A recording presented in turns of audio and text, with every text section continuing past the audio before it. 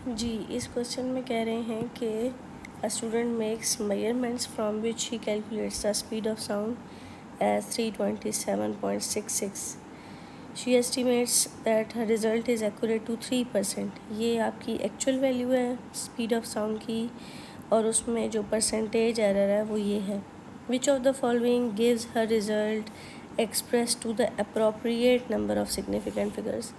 मतलब ये कि स्पीड ऑफ साउंड उन्होंने 327.66 दी हुई है, लेकिन वो कह रहे हैं कि इस स्पीड को correct number of significant figures के साथ कैसे रिप्रेजेंट किया जाना चाहिए.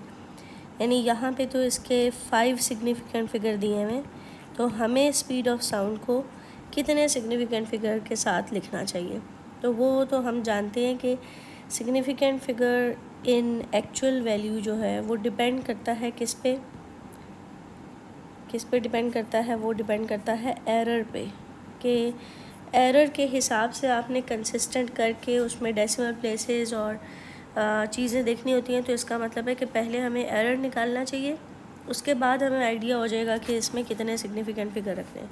सो ये देखें जी, हमने स्पीड ऑफ साउंड की वैल्यू लिखी, उसका परसेंटेज एरर लिखा और फिर फार्मूला लगाया परसेंटेज एरर का. ठीक है, और यहाँ से हमने वैल्यूज़ पुट करने के बाद एरर निकाल लिया. आप इसको अनसर्टेनिटी भी कह सकते हैं. और फिर अनसर्टेनिटी जो है या एरर है वो 1 सिग्निफिकेंट फिगर पे होता है, तो आपका एरर आ गया 10.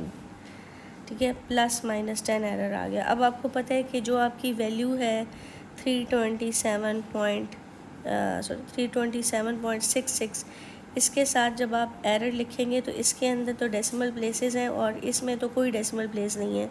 तो कंसिस्टेंट करने के लिए हम इसकी सबसे पहले डेसिमल प्लेसेस ख़त्म करेंगे.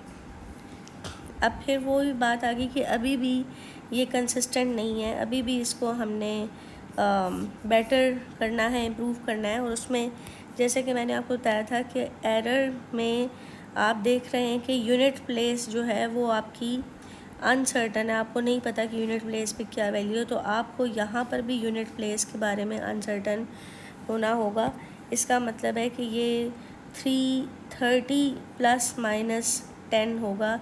मतलब ये कि स्पीड की जो एक्चुअल वैल्यू है उसमें 2 सिग्निफिकेंट फिगर होने चाहिए. तो ये 330 आपका आंसर आएगा.